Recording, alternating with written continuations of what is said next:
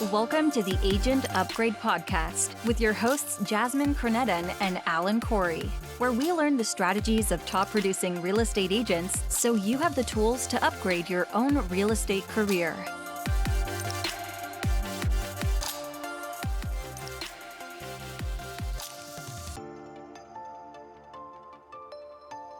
Wow, I'm excited about today's episode, Jasmine. Today we have Stacy Shelton, who is, we use the word authentic. She's very just herself, but we sort of dig deeper into understanding what is it within herself to be a successful agent. And I know this is so frustrating all the time when you go to a top agent and you say, tell me, what are all your secrets? And they don't have the answer. They don't know. They're like, I'm out doing, I'm just me. And so I think you did a good job of really getting to the core of Stacy and what makes her successful, such a networker, a connector of people, someone who's wants to go the extra mile to help people. And we learned so much about what that authentic selling point that Stacy has. Yeah, I loved her when she said, that she has a lot of people carrying her flag, right? Because she's such a mover and connector that people just, I think that's her magic is just, and I'm so glad that we got to kind of peek behind a curtain a little bit and see it's not that she just woke up one day and felt like, hey, I'm this great connector, or I'm going to be this great real estate agent. She just kind of trusted who she really is and let that lead her to one great relationship to the next. And now you look at her, she's a top performing real estate agent in her office here in the Atlanta market. And she's just super fun and an amazing real estate agent that we get to learn from. Yeah. Super excited about this. And she shows how helping others outside of real estate has grown her real estate career. And it wasn't a purposeful act. It was just, hey, people now look at me as a helpful person, and that goes a long, long way in this business to be, someone you go to for advice or for, some sort of guidance, whether real estate related or not. So really excited to get right to it. So here we are with Stacy Shelton from Coldwell Banker in Atlanta. Hey, Stacy Shelton, thanks for joining us today on Agent Upgrade. Hey, thank you so much for having me. I'm honored. Thank you. Well, we wanted to talk to you because you've been a successful agent for over 17 years here in the Atlanta area, over at Coldwell Banker, and wanted to just sort of pick your brain about what you've done to create such great success over the years. Really kind of killing it out there. You can see your name on all the signs as I drive through town, and just want to say, well, congrats and thank you that you're sharing your knowledge to us and all the other agents out there who are kind of wanting to grow their business. Thank you. I hope I have good things to share. I told Jasmine, I was like, it might be a situation where it's all the things not to do in real estate, Yeah. Well, that's a learning experience too. Have you learned? Is there any mistakes you've made that you've grown from? We're going to start there. We're really going to start there? Okay. I know, right? Well, no, and it's not that situation. It's one of those, as I was kind of thinking about coming on here and doing this, and as far as my success is I am very proud of the accomplishments that I've done, but I don't really think of myself as successful. And I try to think about why that is. And I think it's because I'm never focused on the numbers, and I'm never focused on, what I'm always pleasantly surprised. It's like, oh, you were number one in the office this month. Really? That's so cool. Like, I don't think, I've had agents come up to me and go, well, you're doing really great this year. And I was like, wow, that's awesome. Cause you know way more about my numbers than I do. Because it's just, that's not what I focus on with my business. So, I guess fortunately I can consider myself successful, but it's not something I really think about. So what are you focusing on? I think I focus mostly on the relationships. I started this 17 years ago. I didn't know any better. There was a lot of things I didn't know any better. And I sat with the broker at the time, and he was kind of talking us through, how long it was going to take us to get our first deal done. And I was like, what? I'm going to close something in the first 30 days. Again, I didn't know any better. And I like baked some cookies and took it to my hair salon, and my hairdresser was like, "Oh, we're actually about to look for, and remember it was 2004, baking cookies was a thing. People still ate carbs. Huh? People still ate carbs, right? Right. Yeah, we ate carbs and I can't even cook. So they were definitely like Toll House, whatever. But that's how I got my first deal done. And it's, the saying is true, like you'll never work a day in your life if you're doing something you love. And so I don't really think about what I do as work. It's part of who I am and part of my life. My clients, if they're not already friends, they're going to become friends long term. Yeah. And I want to touch a couple things that you said. So like, I relate when you say I don't feel successful, because I think with real estate, like you're only as successful as your last deal, and you've got to move on. And it's not that you've reached a certain level in a career that, I think in previous episode, Wesley Knapp was saying, like, when you're a lawyer, you work your way up to partnership and you're always making more and more. And real estate's not that way. You can only feed your family off that last commission check for so long, right? And you never know when business is going to dry up or not. So it's always hustling. And also I like that it doesn't feel like work to you. And that, to me, that is a sign of success in any profession. Mm-hmm. But if you don't feel like you're working and you do this because you enjoy it, of course, I think you're going to become successful, because you're not watching your numbers, but you're not watching the clock.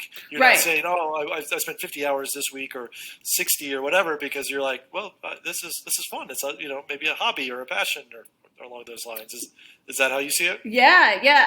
I was also listening, Jasmine, to your I think it was the first or the second, the Realtor from New York. Yeah, and it was the 8 to 5. And I was, I've always admired agents that are, on the voicemail, it's like, well, if your call's received after 7 o'clock, I'll call you back the next business day. And I'm like, how does that work?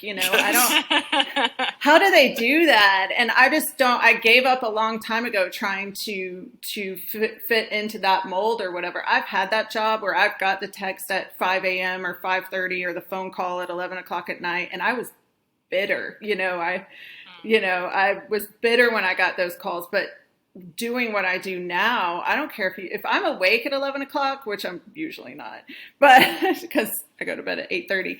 But if I'm awake, I'm going to text you right back, because, I want you to have the answer that you need to feel comfortable with whatever. I can't do those 8 to 5 hours. I've worked from a mountain in Costa Rica where there was this little small place that you could get Wi-Fi, but again, it doesn't feel like work to me. It's just part of my everyday life.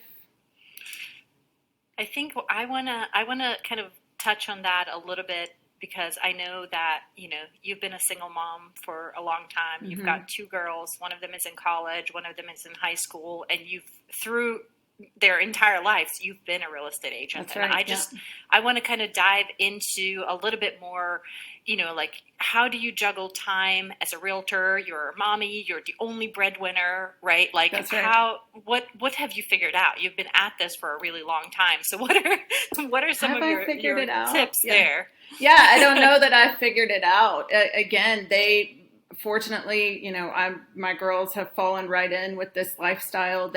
From a very, very young age, they knew if the phone rang, they kind of had to be quiet, because mommy was on the phone. I remember my youngest daughter got lost in a crowd of like 60,000 people. Her it was the Beltline Parade in Atlanta, and her older sister, kind of wanted to be cool with her friends and said, "Oh, go find mom."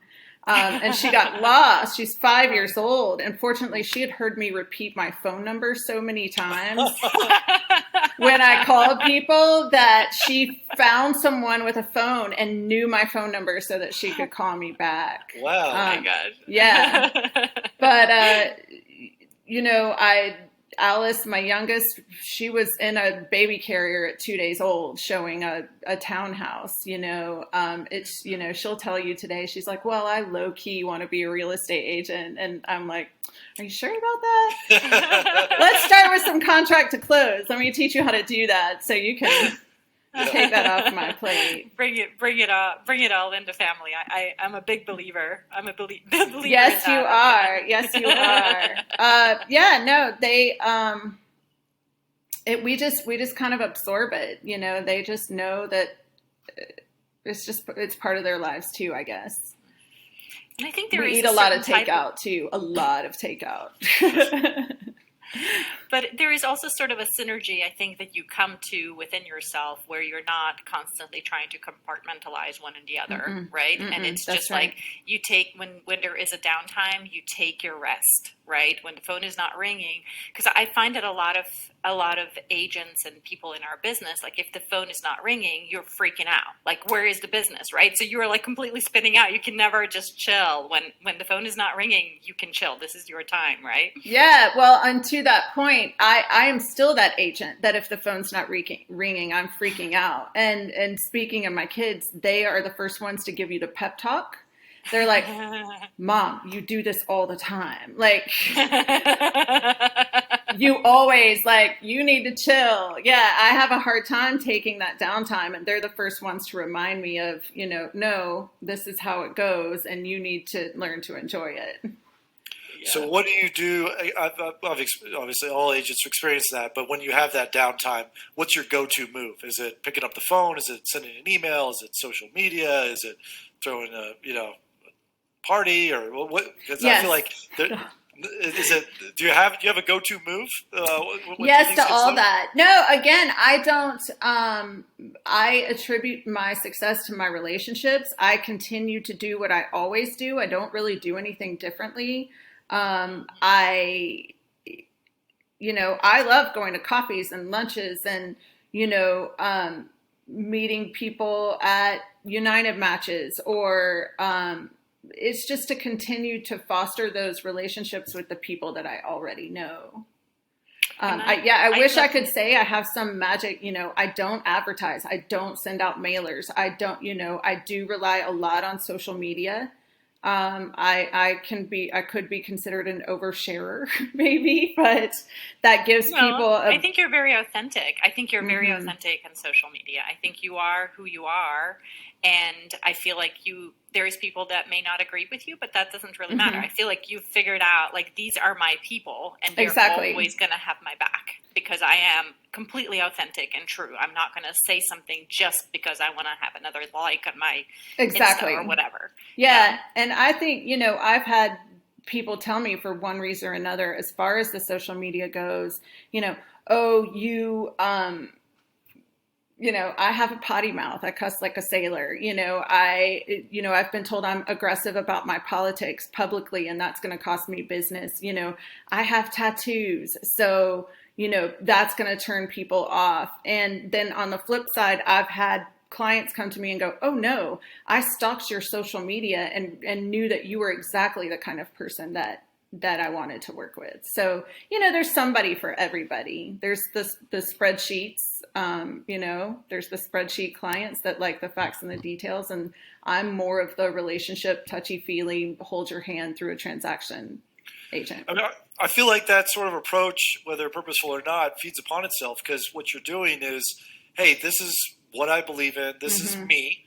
Take it or leave it. If you leave it, that's fine. I probably wouldn't enjoy working with you. Exactly. If you take it, we're going to get along great. That's right. That's right. I weed out all the people that might cause me a little trouble, I guess.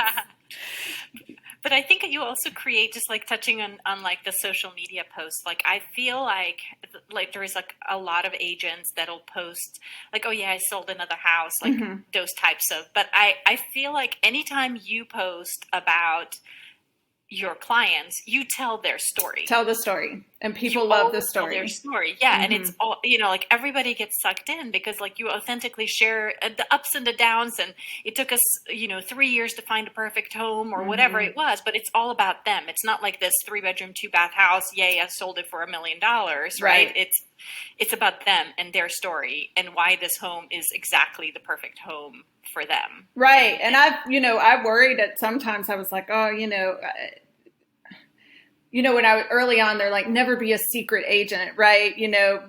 Wear your name tag everywhere and wear your shirt. And it's one of those, I'm not that agent, and I worried like posting stuff like that would turn people off. But instead, I have people come to me all the time and go, oh my God, I love your story so much when you talk about this client or whatever, because I want my people that I know to love my clients as much as I do.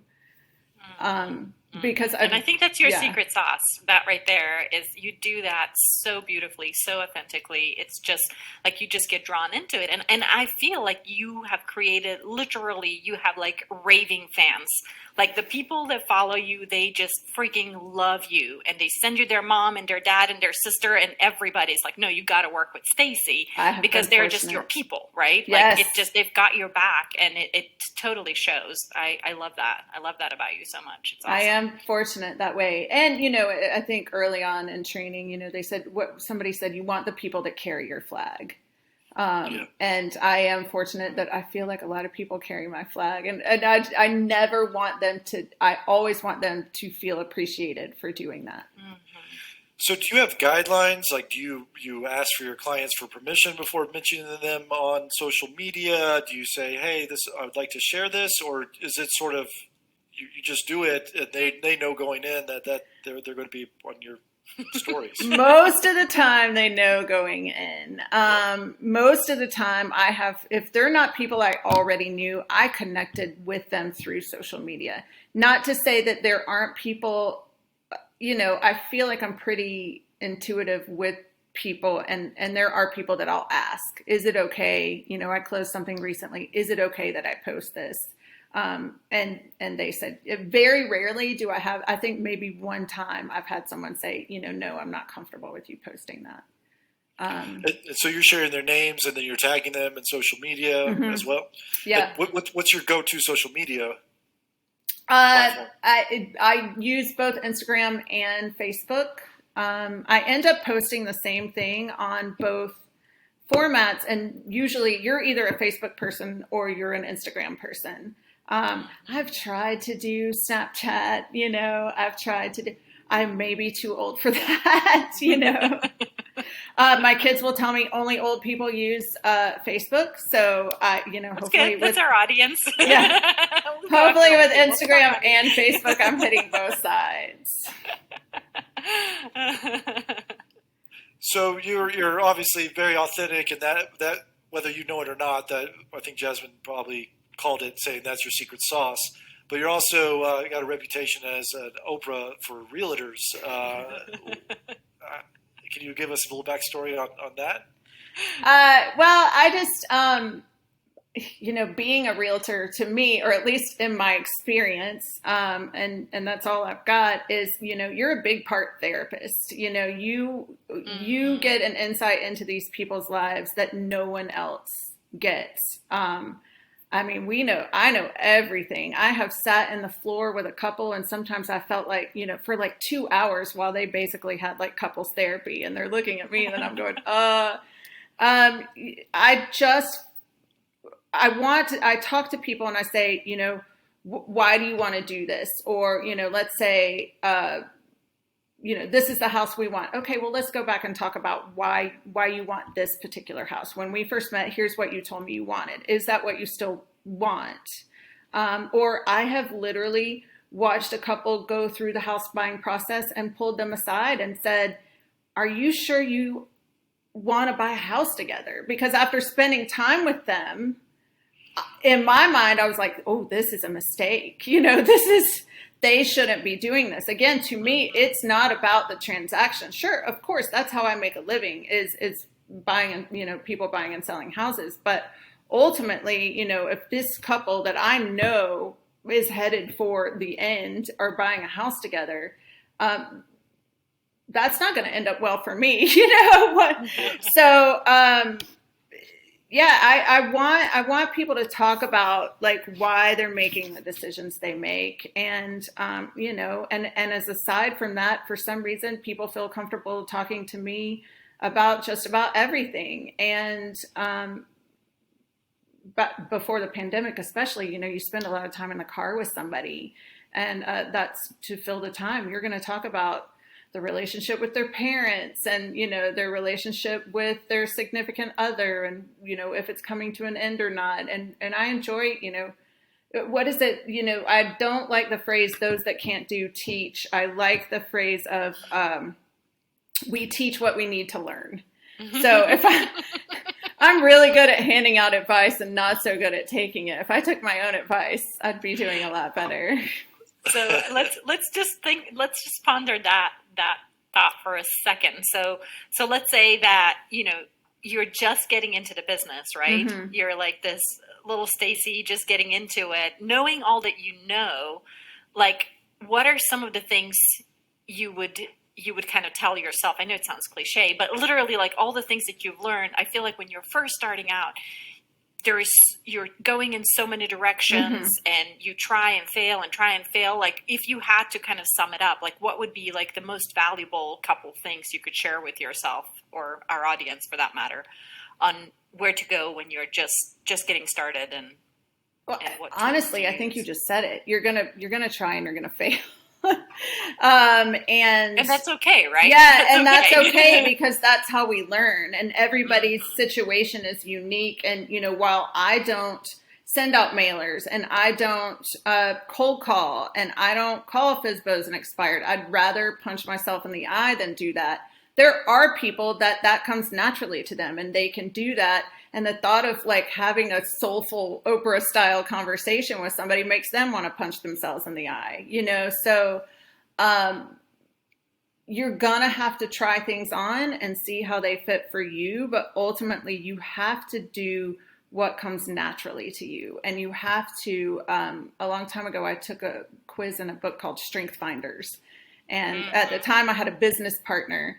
And, her strengths were all, numbers and spreadsheets and facts and figures. And me, it was bringing people together and connecting people. And I'm like, but I want to be that. Well, I'm not that. And I'm never going to be that. So learning what your strengths are and filling in the gaps with what they're not was probably the biggest lesson I ever learned. The details do not come naturally to me.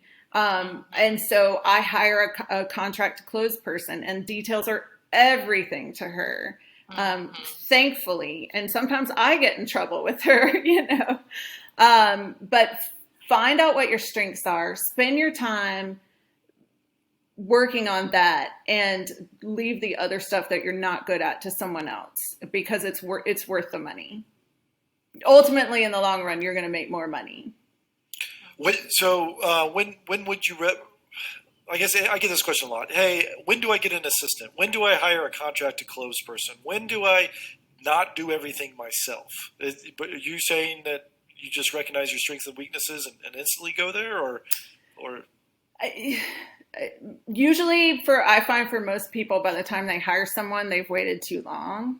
I know that I waited way too long, and because I'm a control freak, I'll be the first person to tell you I want to manage every part of a transaction. But once I did hire that contract to close person, I was like, oh my God, I'm not worried about, I forgot to get the lead-based paint exhibit initialed or whatever. As soon as a contract to close person is not that expensive, and you pay them out at closing, it's worth the, $300. And you're not going to miss that money. I had an agent who was closing, I swear, like not exaggerating. He was closing 15 plus transactions a month, and he was doing everything on his own. And I was like, why don't you hire a contract to close person? He's like, it's $300 a file. I close 15 files a month. I'm like, and I know exactly. Yeah. And the time that you spent doing, making sure all the T's are crossed and the I's are dotted, you could have been doing maybe 10 more transactions. Right. So it's don't do that. Don't do that. It's I like for things to be easy, you know. It doesn't have to be, you know. For a long time I would look at agents and, oh, I'm working so hard and I'm so tired and I'm like, what am I doing wrong? You know, I'm not tired. I'm not stressed out. I'm not working that hard. What are you doing right? Yeah, like, well, I mean, honestly, though, I'm like, well, do I even have any work? You know, and it's like, oh, well, kind of not, because, you know, I'm having all these other people take up my slack. So, you know, I'm chilling on the beach while, you know, Amanda, my contract to close person, is making sure this deal gets closed. I don't even know where my closings are until sometimes the day of, and I look on the calendar going, oh, where am I going? Yeah. I like that. Switching gears a little bit, you're very focused on women empowerment and helping women find jobs and collectives. And is that sort of fitting in with, like, this is who I am and this is what I do, and wow, it also seems to help my business? Or was that, how do you approach sort of really pushing your passions outside of real estate? So again, it kind of all becomes part of, who I am. So I spent a very short amount of time in the corporate world. And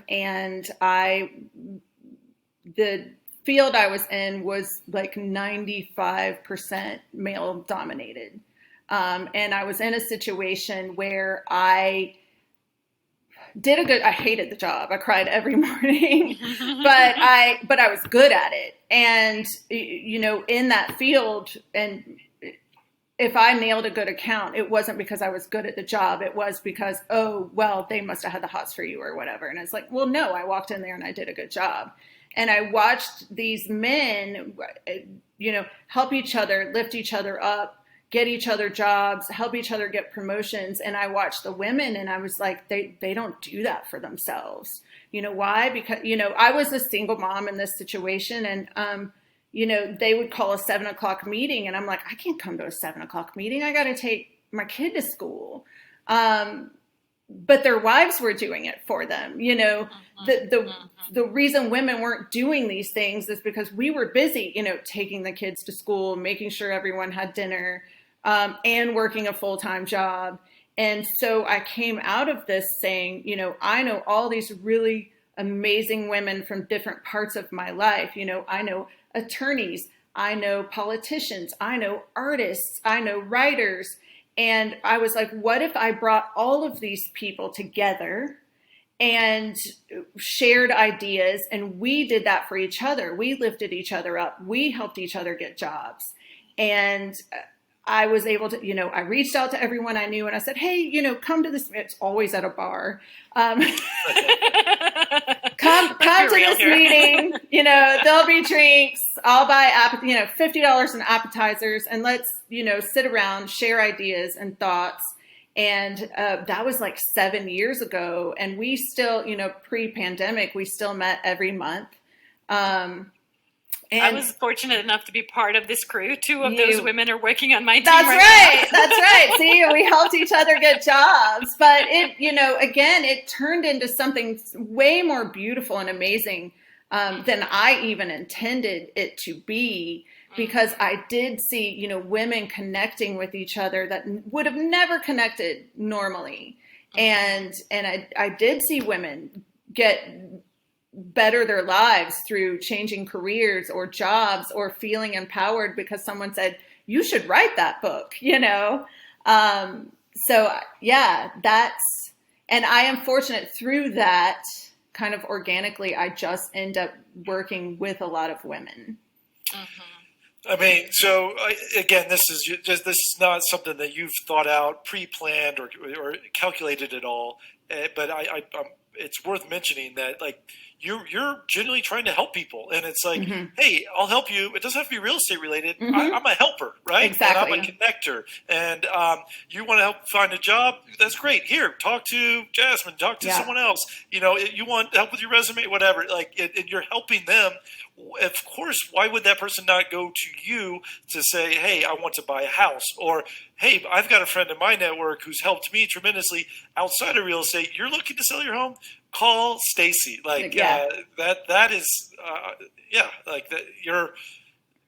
again, we keep discovering your secret sauce, whether you know it or not. Well, I make the joke, I tell people, I'm like, honestly, it's all selfishly motivated. It's all about me, because helping people makes me stupid happy. That's at the end of the day, if I come home and, Jasmine's end up hiring someone that I've connected her with, and she's able, as a single mom to take care of her family because of that, that I just go to bed happy.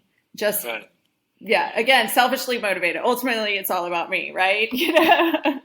I think a funny story is I think that you are just a very, very good connector, which is probably why you always feel like it's not work, because to you it's just fun, right? And I think the funniest thing, I just did a refinance for your hairdresser. That's right. Who I have gone to the same hair salon as you forever. And she was like, "Oh, Stacy told me to give you a call about my refinance." I'm like, I have been coming to the same damn salon. And how did you not know that I do mortgages? But Stacy told you. And she had come to me saying, she was with a different mortgage broker and was like, I'm not going to be able to refinance my house. And she was in a situation where she needed to refinance her house. And I was like, call Jasmine, she's going to I promise she's going to take care of you. And that's, again, it's knowing your people. I've been in the business long enough, and I hope it's okay I touch on this, as far as, well, I'm skipping ahead. Sorry. I was thinking about the current market and just what helps me be successful. I'm kind of proud of my success in the current market right now, and what helps me be successful through all that. Well, we'll touch upon that, because I know there's a lot of agents out there who are very frustrated with you, Stacy, because you keep winning these multiple build up situations. And so and it's, you're like, oh, 15 offers. Let me check. Oh, one under contract. Oh, Stacy got it. 48 recently. I went 48 I mean, okay. Not to brag, but yeah. No, so you have 47 enemies out there. That's right. So what are you doing? How are you winning these crazy bidding wars? So starting with, that's what I was going to touch on a second ago, is having a good team. And in this market currently, it is real hard to win if you're not coming in with cash. And in this current market, I haven't had a single buyer yet that has cash. They're all getting mortgages. And I say to start with, you're going to have to use a good mortgage lender. And they'll say, well, do you have someone to recommend? And I will say, a lot of agents will say, well, I'll recommend 3. And then you get to pick. And I said, look, I've been doing this 17 years. I recommend 1 lender. If you want to use somebody else, that you are more than welcome to. But I have experience. I've worked with this lender. I know when I hand you over to them, they're going to take really good care of you and hold your hand just as much as I am. But on the same token, the lender I use, Jasmine, has the same reputation I do. She knows. People know of her reputation. People know that her team does a good job. So when the contract comes across their desk and maybe it's competing against cash, they say, okay, but we know the Jasmine team with Waterstone, we know they will close these deals. If they say this buyer is okay, then they are okay. Even if the buyer's putting 3% down. Yeah. If the buyer's putting 3% down and we're competing against 20%, yeah, I have to work a little harder on the other things. But when buyers come to me now, I talk to them basically, okay, it's as if we're preparing to go into battle, right? It's it's all about strategy. Yeah, it's like, okay, I'm super excited you called me. I'm super excited to help you find your house, and we are absolutely gonna find it. But you need to prepare yourself for what you're walking into. Whereas it used to take 2 to 3 weeks to help you find a house and get you under contract, we're going to be hanging out for about 2 to 3 months at least. You are going to have to use a good lender. And, I can't tell you who to use. Here's who I would suggest you use. However, I would steer you away. Steer is a bad word, isn't it? I would strongly recommend that you not use a good bank, because they are notorious for screwing things up. A good bank? You mean like a chain bank? I'm sorry, a big bank, like Big Bank bank. of America, Wells Fargo. Those are the two banks I use, right off the bat. You're gonna you're gonna fall in love with a house and you're gonna lose it. But just like my love life, you're gonna fall in love again. It's gonna be fine.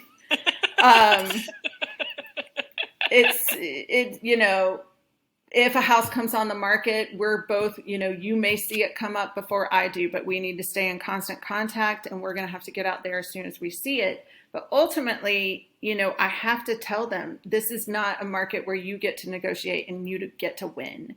You cannot listen to your grandpa or your dad or your uncle that says, you're paying too much, or you're, someone's taking advantage of you, because if you take their advice, you're going to lose. And it's, maybe this isn't the market for you because the seller holds all the cards in this market. So what I say is, you're going to have to give up everything. You just have to decide which house you're willing to do that for. And ultimately, it takes maybe one or two losses for them to understand that that is indeed the case. And then they get a little more serious about how aggressive they want to be. But to that extent, I will tell my buyers, look, I will be as aggressive as you'll let me be. However, I will also tell you when I think we've gone too far. I will tell you, based on the comps and what's happening in this neighborhood, I don't think you should pay $65,000 over asking. Because you could find yourself in a little bit of trouble in a little while. And maybe that's the PTSD from the crash of 2008 coming back to haunt me. But, I found myself in situations after that where I had to tell people, look, you can't sell your house for what you paid for it. And those were very difficult conversations. Have you found this? I've been experiencing this where similar situation, clients losing out, bidding more. Just they are so crestfallen. They're just down on their luck. Mm-hmm. But that third or fourth house where they finally win, that's like, wow, this is better than the three we lost. Yes. Like it always seems to work out where they're happier with the one that always, they end up getting rather than the three or four that they lost that bummed them out so much. So. Always. And that, the Oprah comes out a little bit, where I say, I know this hurts and I know you're having a hard time, but I promise you, and it has never happened in my experience where my people have ended up with a house they liked less than these other houses. Yeah, I promise you it's going to work out. I promise you you're going to end up in the right place. Yeah. Mm-hmm. Mm-hmm. I think the part that I find challenging is, and this is probably just kind of me wanting to brainstorm with you guys a little bit, is so we've got these buyers that are going in gung-ho. They find a house that they want to offer 50 over asking, 60 over asking. And then when the appraisal comes in short, they're like, well, we don't want to be overpaying by $20,000 for this house. I'm like, remember when we talked about that this was the house that you were willing to do that for? And what kind of, how do you guys address those conversations when they come back to you? And let's say that the appraisal does come in 10, 20 under. What would you guys suggest as a good comeback for that? And how do you explain it? I'll jump in. I'll say that the way I say it is, an appraiser doesn't determine what the house is worth. The house is worth what someone's willing to pay for. Exactly. Mm-hmm. So if you have an escalation clause, whatever, 1,000 more, 5,000 more, 10,000, whatever you choose, they have to show you that escalation, that backup offer, and that verifies to me that okay, you are overpaying that increment, whether it's $1,000 or $5,000, but you're willing to pay that premium to win the war. And then an appraiser comes in and says, well, 6 months ago, up to 6 months ago, this is what the data shows. And it's always going to be a lag. And just because list price doesn't mean what it's worth either. So I think buyers are uneducated in thinking list price means what the house is worth. They think an appraiser tells you that's what a house is worth. When I'm always trying to educate them, the market value is what it's worth. What really people are going to pay. And if there's 47 offers the first weekend on the market, I can promise you 40 of those are going to be over asking price. Exactly. So the list price was wrong, and there's 39 people that are pissed that you won this bidding war, and they'll gladly buy it from you for that extra $1,000 or whatever. Exactly.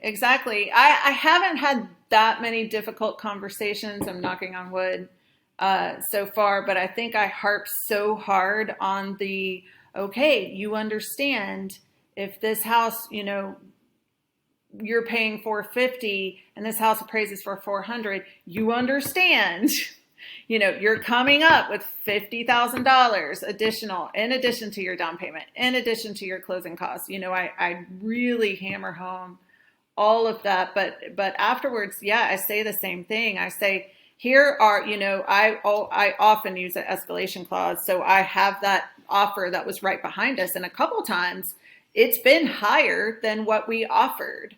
But because like Wesley Knapp, I pick up the phone, I call the other agent and I say, what's important to the seller. We've made up the difference in these other ways. But I tell people the same thing. It's like market value is what somebody's willing to pay for it. You were willing to pay $450. This person was also willing to pay $450. And I had a situation recently. I closed something 2 months ago for $750.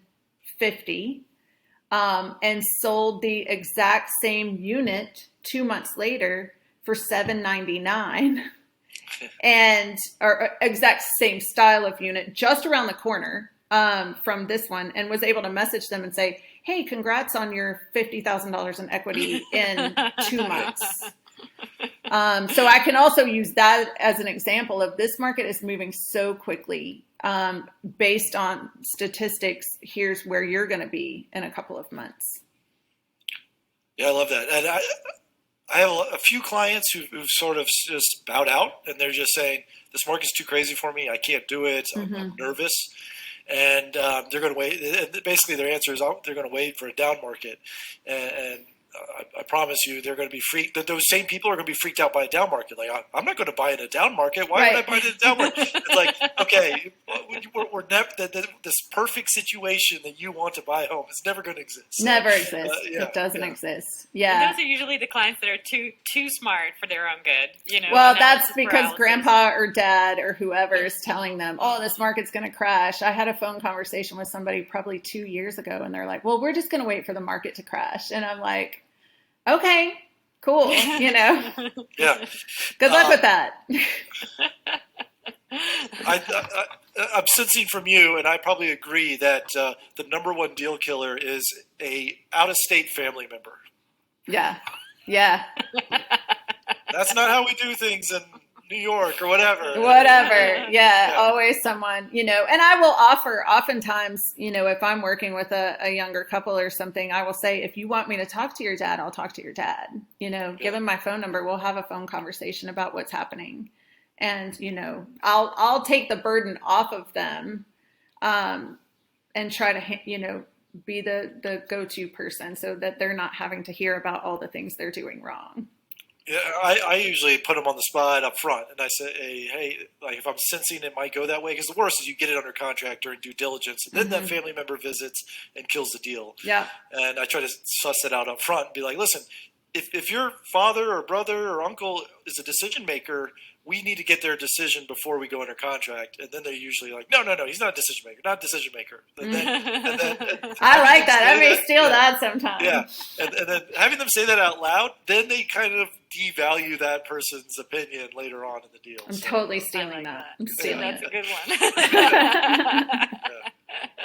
Just because they want ownership, they're like, no, it's my decision. Okay. But to be fair, sometimes that person is not quote unquote decision maker, but it is the person providing the down payment as a gift. And so I understand wanting to get that person's opinion. Yeah, but in that case, you pick up the phone and you talk to them and say, here's what we've been doing. Here's what's happening in the market. And oftentimes they'll listen to me. I don't know. Now I'm like, maybe because I'm old now. I don't know. Maybe I could be the parent now. I don't know. But oftentimes I can get dad or grandpa or whoever to listen to what I have to say. I think that's fair. Being in my 40s, talking to another parent is easier than when I was 25. Exactly. Trying to convince a parent that I knew what I was talking about. But, See, look, there are advantages to getting old. Right. Not many, but some. I haven't gotten to the stage where I'm selling a house to my clients' children yet. I haven't reached that level of long-term relationship. Sure. Yeah. I'm trying to think if I have to, but oftentimes I start with the kids and then they bring me their mom. Yeah, so, I've done the reverse. Yeah. Whew, we're still there. We're still there. We still got some time, right? Yeah. So I'm calling you guys though the first time it happens and go, oh my God, y'all, look what just happened. So I wanna hear like just like your favorite, kind of to wrap it up, like what is your favorite story, if you will, of like a deal that went not necessarily sideways, that went really well, and something that you're just like that's like one of your favorites. For me, one of my favorites is that one time when we had a client who was a veteran. Do you remember? He was a veteran. And oh my gosh, his DD 214 was lost in like the military records fire of 1977 or something. Yeah. And I think you got on the phone. You got John Lewis. I called John Lewis's office. Yeah. Wait. So first of all, what's a DD 214? I'll let you take that one, Jasmine. Yeah, so DD 214 is basically this piece of this document that you get when you exit the service, and it says that you're in good standing and you can use your VA benefits to buy a home. Okay, so it was a client getting a VA loan. A VA loan, okay, yes. And then, he was a Vietnam veteran. Okay. Yes. And this got lost in a military fire, this document? Yeah, there was like this huge fire back like in 1973 where literally like all the military records burned down in this huge fire. Okay. Lost, gone. And like gone, right? And so he didn't have, like, if you didn't have a copy of it and your only copy was at the military records, it was gone, right? Oh, wow. And so we were trying to figure out, he was like, well, I don't have my DD-214. Yeah. And we couldn't get it the normal routes that you order it. And so Stacy got on the phone with John Lewis's office, Congressman John Lewis. Yes. She rattled some cages over there and we got it. We got a my freaking gosh. DD-214 and Talk we about closed on the deal. going the extra mile. That's awesome, Stacy. Yeah. I mean, but that's part of the fun of the job, right? That's part of it's, I think that's why I work so well with Jasmine is we don't give up. Yeah. We do not give up. There's been times that I've wanted to give up and Jasmine's like, nope, this is happening. I don't give up because I'm going to make this happen for my client regardless. And, I guess my favorite story, and, I'll preface this by saying I cleared it with my broker, to make it happen. But, being in the business as long as you have, there may be other agents that don't like you, which, who could not like me? No, I don't know, that you're going to make some people mad. And there was an agent that was not terribly fond of me. She was on the losing end of a negotiation and apparently holds a grudge. And my clients really wanted to see this specific house. And I kept texting her saying, hey, is it still available? Hey, there was an alarm, so I couldn't, can we get in? She wouldn't respond, wouldn't confirm my appointment. And I was like, it's because she doesn't like me. And I had another colleague message her and set up the appointment. Of course, lo and behold, she responded right away. So, of course, that's the house that my clients loved and wanted to move forward on. So I went to my broker and I said, obviously what we want out of this is for my clients to end up with the house. And unfortunately, to me, it's business, but unfortunately, she's taking this very personally. The colleague did everything under her name. The other agent never knew, I handled everything on the background, but the agent never knew I was involved. And the hard part of that is, I didn't get to go to the closing and hand them their, well, I did hand them their champagne because I was hiding around the corner. So as soon as they... with John Lewis? Me and John were hanging out. Yeah. So... I mean, if you've got to get creative, as long as it's legal, if you've got to get creative, get creative. Think outside the box to make this happen. Yeah, that's awesome. I've thought multiple times of creating like an agent shit list, because it's just like, this was a terrible agent to work with. I need to remember this for the future. But then I'm like, I just want to sell it's all about the deal. I want to sell the house. I'll deal with this agent's crap if I have to. And I never remember. Like, it's just short-term memory. I'm like, this was a stressful person. And then I'm like, 2 years later, I was like, is this the same person I had trouble with? I don't remember. I don't remember. Yeah, it doesn't. Yeah. Well, yeah. Apparently not. But I do remember the ones who are awesome, though. So to be fair, if you're an awesome agent, you make it really easy. You're enjoyable to work with. You get it. You're not playing games. Those people stand out, and I remember them all day. And then everyone else is just in the rest pile. So that's fair. And I think top agents get a lot of business and win a lot more deals because of their reputation of being easy to work with. And so that's, that's something out there. Like if you're a bulldog agent, when I first started, I thought I was doing what's best. My very first deal, I thought, just fresh out of real estate school, represent your client. And I was just like, some lawyer off of a movie, like, hey, trying to just wheel and deal, negotiate, and just, give it to that agent. Like, I'm fighting for my clients. And I'm sure that agent hates me. Like, Well, it's a team effort as far as I'm concerned, and we have to work together to make this happen. Their client wants what they want, my client wants what we want, and it's up to us to make it work. And in that sense, it's taking our clients' emotions out of it. And for just like relationships with my clients, it's about relationships with the other agent. And I just closed a deal with someone that, she worked in my office, and she was like, oh my God, I've just been telling everyone like how much easier it was to work with you. I've had so many agents that I've worked with, and it's like, we're a team. We've got to work on this together. And, even in this market where the listing agent's getting, 48 offers, which means they're getting 80 something calls, they stop answering the phone. Right. Mm-hmm. Well, I'm sending them, funny gifts, like, hey, I'm going to be super fun to work with, with like whatever, the baby with ice cream on its face or whatever, I'm trying whatever I can do to connect with that other agent to make them remember who I am in a good way is what I'm going to do. Yeah. And I think that being that bulldog, some people will say that's good for the client, but I look at it as, hey, I'm going to kill him with kindness, because that's going to win the next 10 deals for me. And, it all feeds upon itself. Like I'm being nice now because of the 20 deals I did with this agent before, and it's paying off for you. They accepted our offer, even though there was another higher offer. Exactly. Thing. It's the old, is the Southern saying, you catch more flies with honey than you do with vinegar, right? Yeah.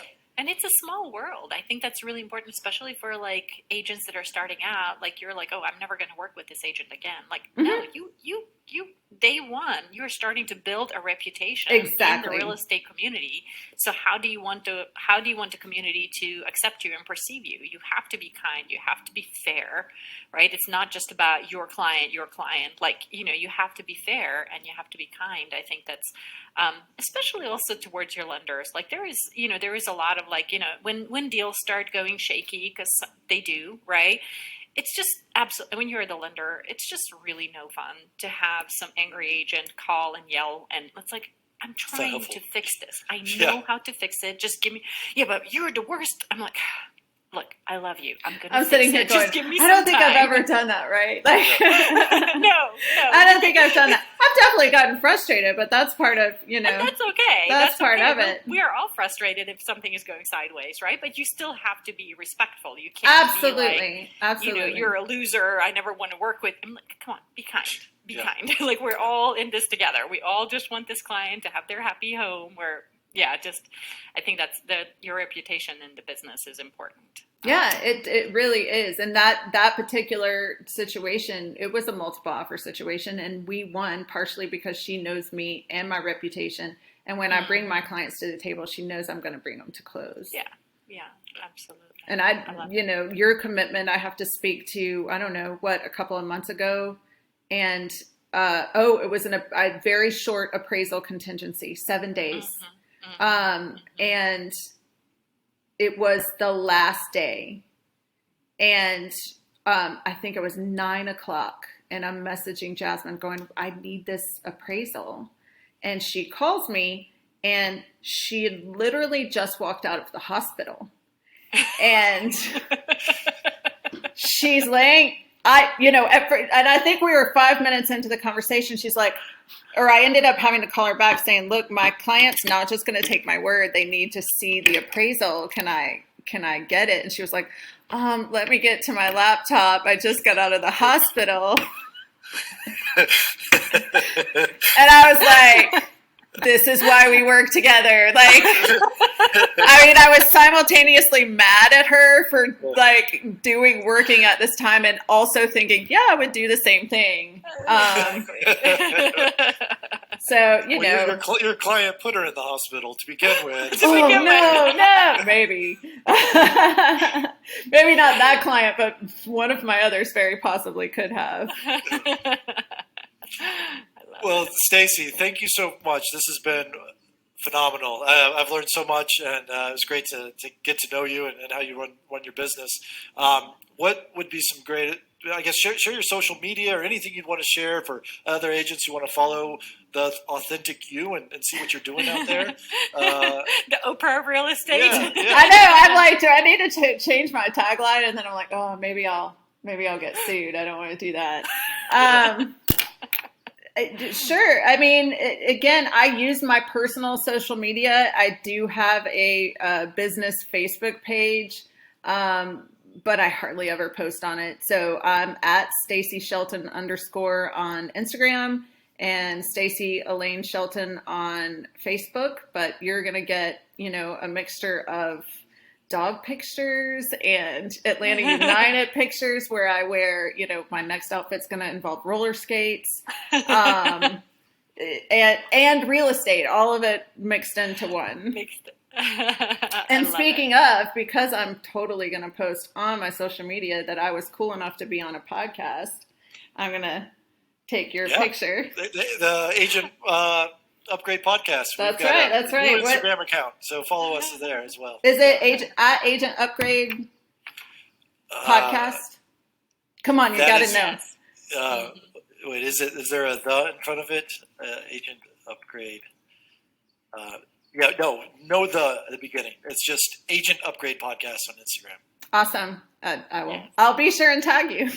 Awesome. Sounds awesome. It's nice to officially meet you. You need to reach out to me after this so we can talk a little bit about that lot that I have coming up. Yeah, I will. All right. So we'll do some deals offline here. But thank you so much for joining us. Thanks. Nice to talk to you. Bye. Thank you for listening to the Agent Upgrade Podcast. If you are an agent looking for a new mortgage lender, start with Jasmine at jasmineteam.com. If you want to learn about real estate investing and working with investors, check in with Alan at thehouseofac.com. See you next time on Agent Upgrade.